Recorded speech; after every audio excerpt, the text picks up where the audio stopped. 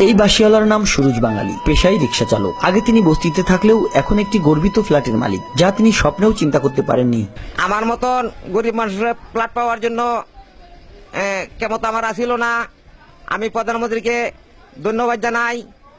আমি একটা ফ্ল্যাট পাইছি।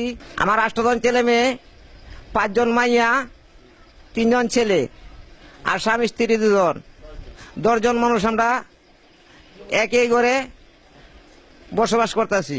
এই বাসাটা তো আমি না পাইতাম, তা আমি অনেক কষ্ট ভোগ করতাম। আমার কষ্ট সীমা ছিল না। আমি ওকা খুব শান্তি বসবাস করতেছি। আমি খুব খুশি। সুরজ বাঙালির মতো অনেকেই আছেন যারা এমন ফ্ল্যাটের মালিক, যা বর্তমান সরকারের একান্ত আন্তরিকতার জন্যই সম্ভব হয়েছে। ভূমি মন্ত্রণালয়ের অধীনে এটি সেই সরকারি প্রকল্প। ঢাকা মহানগরীর ছিন্নমূল বস্তিবাসী ও নিম্নবিত্তদের ঢাকায় সরকারি জমিতে বহুতল বিশিষ্ট ভবনের পুনর্বাসন প্রকল্প, সংক্ষেপে ভাসানটেক পুনর্বাসন প্রকল্প।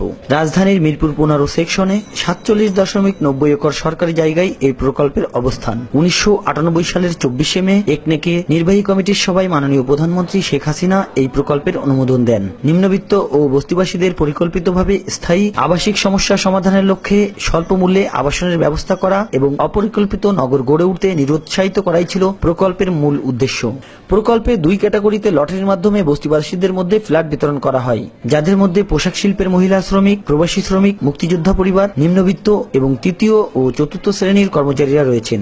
এই প্রকল্প বাস্তবায়নের জন্য নর্থ সাউথ প্রপার্টিজ ডেভেলপমেন্ট লিমিটেডকে বেসরকারি বিনিয়োগকারী নির্বাচন করে চুক্তি করা হয়। পরে তাদের বিরুদ্ধে বিভিন্ন অনিয়ম ও দুর্নীতির অভিযোগে 2010 সালের 19শে অক্টোবর চুক্তিনামাটি বাতিল করা হয়। চুক্তি বাতিলের পর 2010 সালের 24শে অক্টোবর প্রকল্প পরিচালক প্রকল্পের দখল বুঝে নেন। এই সময় সংশ্লিষ্ট প্রতিষ্ঠানের যাবতীয় দায় দেনা নির্ধারণের জন্য ভূমি মন্ত্রণালয়ের অতিরিক্ত সচিবের নেতৃত্বে 7 সদস্য বিশিষ্ট কমিটি গঠন করে এবং ভূমি মন্ত্রণালয় 2 ক্যাটাগরিতে বস্তিবাসীদের মধ্যে 950 পরিবারের মাঝে ফ্ল্যাট বিতরণ করে, যা পেয়ে অনেকেই আবেগে আপ্লুত। যেই ফ্ল্যাটটা আমি পাইছি, এটা আমার নিজের ফ্ল্যাট।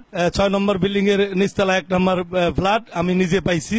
এর জন্য আমি মাননীয় প্রধানমন্ত্রীকে অত্যন্ত ধন্যবাদ জানাই এবং ফ্ল্যাটটা পাওয়াতে আমি এত খুশি হয়েছি, এটা বলার বাহিরে। আমার জন্য এটা স্বর্ণের মোহরের চেয়ে বেশি। আমি এই বস্তিতে আসছিলাম, প্রধানমন্ত্রী আমার এই রুমটা দিয়েছে আমার নামে, আমি পাই খুশি। কিন্তু আমার ছেলে একজন, আমরা মনে করেন খাওয়া নিয়ে গেছি 6 জন, অনেক কষ্ট হয়, পরের দোকানে কাজ করে। আর ছোট কালার বাবা মরে গেছে, অনেক কষ্টেতে আমরা রুমটা পাই, অনেক খুশি, অনেক খুশি। আমি খুব কষ্টে ছিলাম। আমার প্রধানমন্ত্রী শেখ হাসিনা আমাকে যে কোনো মূল্যে ভাইবা যে আমরা গরিব মানুষ, আমাদের যে একটা ফ্ল্যাট দিছে, আমরা এখন নিজস্বভাবে থাকতে পারি। অনেক কষ্টে আমাদের যাবজ্জীবন পার করতে হয়, তার বাদেও আমরা অনেক অনেক খুশি এবং তার জন্য আমরা দোয়া করি যেন উনি যেন 1000 বছর বেঁচে থাকে।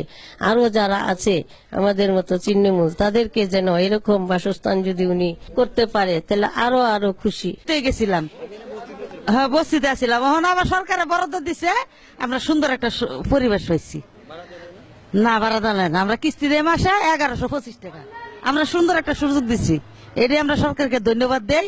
এই প্রকল্পে সামাজিক প্রতিষ্ঠানের মধ্যে রয়েছে কমিউনিটি সেন্টার, খেলার মাঠ, বিশাল মসজিদ, মন্দির, মাদ্রাসা ও এতিমখানা এবং গোরস্থান। এছাড়া প্রাথমিক বিদ্যালয়, মাধ্যমিক বিদ্যালয় এবং আধুনিক সুযোগ সমৃদ্ধ সরকারি কলেজও আছে, যেখানে ডিজিটাল পদ্ধতিতে পাঠদান করানো হয়। এই প্রকল্পের বিষয়ে সর্বশেষ অবস্থার কথা বর্ণনা করলেন প্রকল্পের নির্বাহী প্রকৌশলী।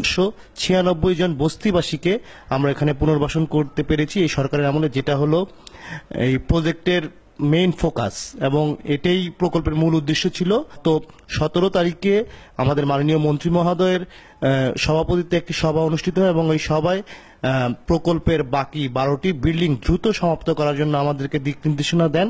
সেই আলোকে সচিব মহোদয় আমাদেরকে 12টি বিল্ডিং এবং প্রকল্প রক্ষণাবেক্ষণের জন্য সীমানা প্রাচীর নির্মাণের জন্য দিক নির্দেশনা দিয়েছেন। সেই আলোকে আমরা এস্টিমেট প্রণয়ন করেছি এবং আশা করছি ইনশাআল্লাহ এই 12টা বিল্ডিং কমপ্লিট হলে আমরা এখানে অলমোস্ট 1400 সুবিধাভোগী পরিবারকে আমরা ফ্ল্যাট দিতে পারবো।